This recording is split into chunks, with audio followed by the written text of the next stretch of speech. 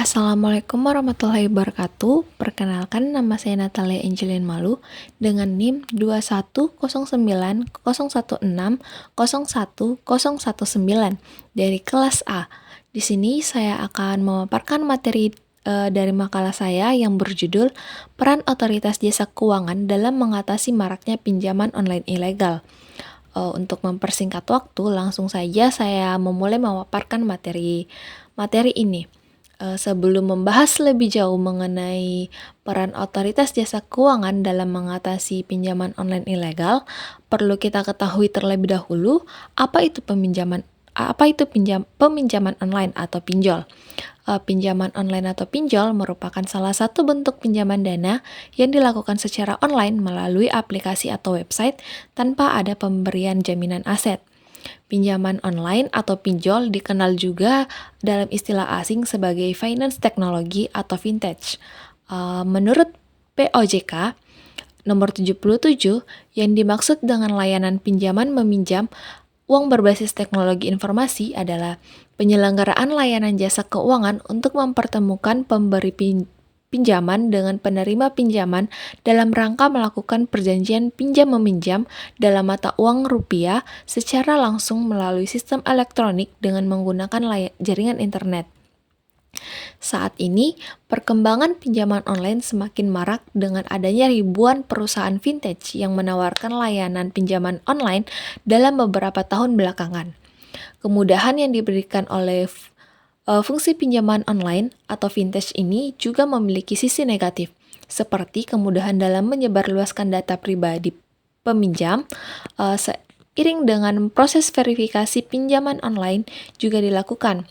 Selain itu, saat melakukan verifikasi data, bagian peminjaman online akan membutuhkan akses ke semua data di smartphone peminjam dan tentu saja ini berisiko tinggi untuk penyalahgunaan data. Nah, pengertian dari pinjaman online ilegal itu sendiri yaitu adalah layanan pembiayaan yang disediakan oleh badan tertentu secara online atau daring yang tidak terdaftar dan mengantongi izin dari Otoritas Jasa Keuangan atau OJK, sehingga termasuk kategori ilegal. Biasanya terjadi akibat kurangnya literasi dan kondisi perekonomian masyarakat.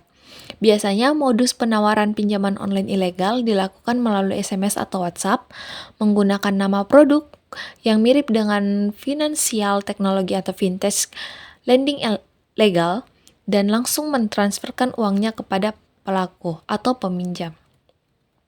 Nah, adapun penyebab dari masyarakat menggunakan pinjaman online, ada 4 faktor yang mempengaruhi sehingga seseorang melakukan pinjaman online. Yang pertama yaitu faktor budaya, di mana kebiasaan masyarakat dalam memahami sesuatu yang dianggap mempunyai nilai dan kebiasaan. Yang kedua yaitu ada faktor sosial, yang dimana perilaku konsumen yang meliputi kelompok, keluargaan, peran, dan status. Yang ketiga ada faktor pribadi, yang dimana peran penting dalam mempengaruhi perilaku konsumen. Yang terakhir ada faktor psikologis, yaitu saat masyarakat melakukan transaksi dan peminjaman di pinjaman online ilegal.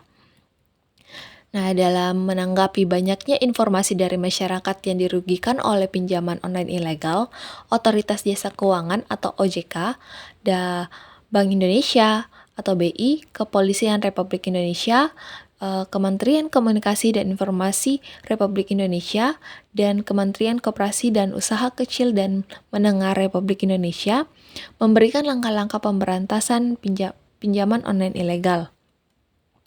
Nah, ada 2 langkah yang disiapkan oleh OJK dalam menangani maraknya pinjaman online ilegal. Yang pertama ada preventif, yang dimana melakukan sosialisasi dan edukasi kepada masyarakat mengenai karakteristik kegiatan penghimpunan dana dan pengelolaan investasi ilegal atau illegal clearance, sharing dengan penegak hukum dan regulator di daerah. Yang kedua, represif, yaitu membantu melakukan upaya koordinatif antar instansi untuk mempercepat proses penanganan melalui kerangka kerjasama Satuan Tugas Penanganan Dugaan Tindakan Melawan Hukum di bidang penghimpunan dana dan pengelolaan investasi atau yang lebih dikenal dengan Satgas Waspada Investasi. Selain kedua strategi tersebut, OJK juga berperan dalam menerbitkan regulasi dan pedoman terkait pinjaman online ilegal. Hal ini untuk memastikan bahwa perusahaan vintage yang beroperasi di Indonesia terdaftar dan patuh terhadap peraturan yang berlaku.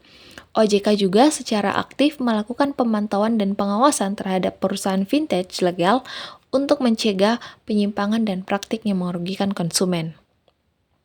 Berdasarkan laporan Otoritas Jasa Keuangan, tercatat ada 2.481 pinjaman online ilegal sejak 1 Januari 2023 hingga 13 Februari 2024 dan jumlah aduan kasus pinjaman online ilegal selama tahun 2023 berkisar 3.903 aduan. Meski angka tersebut masih cukup tinggi, OJK telah menunjukkan komitmen dan upaya nyata dalam memberantas pinjaman online ilegal. Otoritas Jasa Keuangan Indonesia telah berhasil menangani beberapa kasus pinjaman online ilegal dan menunjukkan efektivitas dalam memerangi masalah ini.